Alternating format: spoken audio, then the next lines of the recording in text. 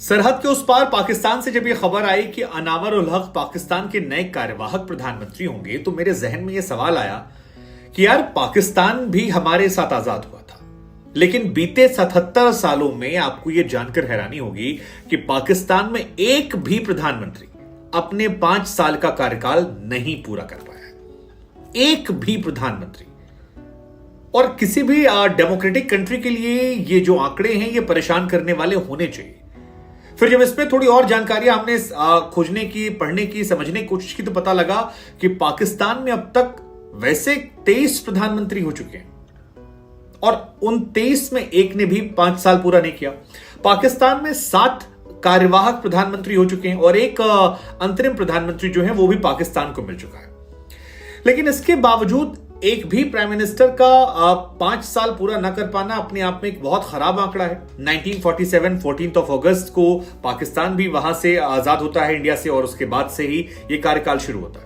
और जो हाईएस्ट वहां नंबर है वो है यूसुफ रजा गिलानी का, जिन्होंने 4 साल 2 महीने और 25 दिन कार्यभार संभाला था। और उससे पहले उनके जो फर्स्ट प्रधानमंत्री थे 4 साल 2 महीने 2 दिन, लियाकत अली खान, उन्होंने किया था। अब इसके पीछे वजह क्या है? एक प्रधानमंत्री तो वहां सिर्फ 13 दिन के लिए बने थे, नुरुल अमीन उनका नाम था।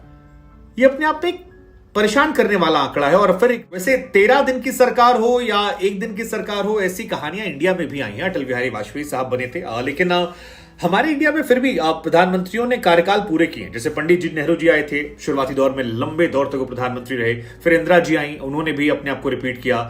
बीते 10 सालों से मोदी जी हैं, वो लगातार रिपीट कर रहे हैं। थर्ड टाइम आएंगे नहीं आएंगे, ये आप लोग कमेंट सेक्शन में बता सकते हैं।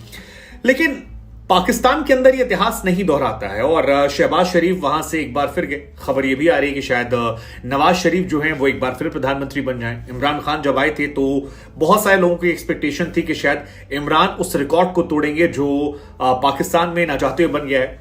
लेकिन नरूल अमीन का 13 दिन बनना, 7 दिसंबर से 20 दिसंबर 1971 तक वो प्रधानमंत्री थे और सबसे लीस्ट था। नवाज शरीफ वहां पर हाईएस्ट टाइम प्रधानमंत्री बने, और अगर इस बार वो प्रधानमंत्री बनते हैं तो ये माना जा रहा है कि चौथी बार ऐसा होगा जब नवाज शरीफ बनेंगे। और इसी को लेकर पाकिस्तान में पूरी कवायद भी की गई है, जहां पर 5 साल का जो एलिजिबिलिटी सिस्टम है कि जीवन भर का बैन लगाया जाएगा, वो हटा दिया गया है। मैक्सिमम 5 इयर्स का बैन वहां पर किसी पॉलिटिशियन पर किसी भी इल्जाम को लेकर कहा जा रहा है। तो नवाज शरीफ की वापसी के सारे रास्ते खोल दिए गए। नवाज शरीफ ने 3 बार वहां प्रधानमंत्री पद कुछ संभाला है, 2 बार बेनजीर भुट्टो ने संभाला है। शरीफ ने अलग अलग 5 साल 2 महीने 27 दिन कार्यकाल संभाला, बेनजीर ने 4 साल 8 महीने 21 दिन।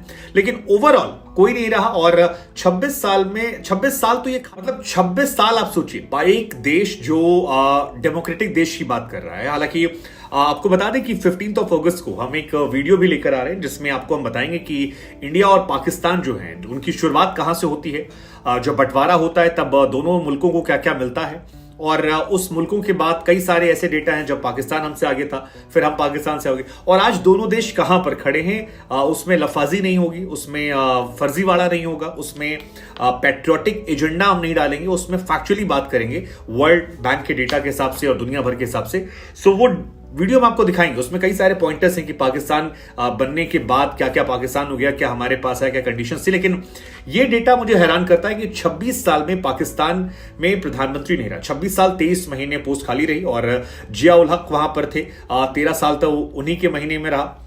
लेकिन अब जिन्हें जिम्मेदारी दी गई है, अनावर उल हक साहब, वो केयरटेकर प्रधानमंत्री हैं और इनके नाम को लेकर कहा जा रहा है कि विपक्ष और सरकार में एक सहमति बनी है। ये जो आते हैं ये बलूचिस्तान से आते हैं और बलूचिस्तान आवाम पार्टी के सेनेटर हैं। शहबाज शरीफ नेशनल असेंबली के जो नेता हैं उनकी तरफ से राष्ट्रपति के नाम मंजूरी के लिए भेजा गया है और इनके लिए रास्ते ऑलमोस्ट क्लियर हो गए। और जो मीडिया रिपोर्ट्स निकलकर पाकिस्तान से आ रही हैं उसके मुताबिक 13 अगस्त को यानी 14 को पाकिस्तान अपना इंडिपेंडेंस मनाएगा। उससे एक दिन पहले वहां पर प्रधानमंत्री पद की शपथ लेंगे। लेकिन 77 सालों में एक प्रधानमंत्री का 5 साल कार्यकाल ना पूरा करना ये बहुत शॉकिंग है, बहुत। अनावर उल हक जो हैं ये 2018 में सांसद चुने गए थे और ये क्यों चुने गए हैं सत्ता पक्ष विपक्ष की तरफ से, तो उसको लेकर 2 वजह है। एक तो ये है कि पाकिस्तान के कॉन्स्टिट्यूशन के हिसाब से 90 डेज में आपको इलेक्शन करवाने होते हैं, तो इन जनाब को लेकर जिम्मेदारी है। 2 बैठकें होती हैं जिसमें इनका नाम निकल कर आता है और शहबाज शरीफ राजा रियाज के बीच में पहली बैठक हुई, उसके बाद फिर एक बार मिले। ये माना जा रहा है क्योंकि ये व्यक्ति जो हैं ये कंट्रोवर्शियल नहीं है, बहुत सारे इनको लेकर विवाद नहीं है। दूसरी बात यह कि पश्तून से ताल्लुक रखते हैं, बलोच और पश्तून दोनों में इनकी पकड़ है और 2018 में इंडिपेंडेंट बनकर ही आए थे। हालांकि कई और भी नाम थे जिनको लेकर चर्चाएं चल रही थी, जिसमें शाहिद खाकान अब्बासी जो कि पाकिस्तान के एक बार पूर्व प्रधानमंत्री रह चुके हैं, उनका नाम चल रहा था। इशाक डार जो हैं उनका नाम चल रहा था कि उनको भी शायद जिम्मेदारी जो है वो दी जा सकती है। कुछ और भी नाम निकल कर आए थे, जैसे जलील अब्बास जिलानी जो है उनका नाम था, शायद उन्हें बनाया जाता। तसद्दुक हुसैन जिलानी जो है उनका नाम निकल कर आया था। अनवर उल हक चुन लिए गए हैं और सादिक संजरानी जो है उनका नाम था। लेकिन इन नामों को हटाइए, मेन कहानी यह है कि 26 साल प्रधानमंत्री ना होना और 77 ईयर्स ऑफ इंडिपेंडेंस के बाद पाकिस्तान में एक प्रधानमंत्री का 5 साल का कार्यकाल ना पूरा करना, जबकि 23 तो चुने हुए प्रधानमंत्री हैं। ये क्या वजह रही, ये हम आपसे जानना समझना चाहेंगे कि आपको क्या लगता है इसके पीछे वजह क्या हो सकती है। कि ये आंकड़ा बहुत शॉकिंग है, हैरान करने वाला है, मतलब कोई कैसे बिलीव करे इसे।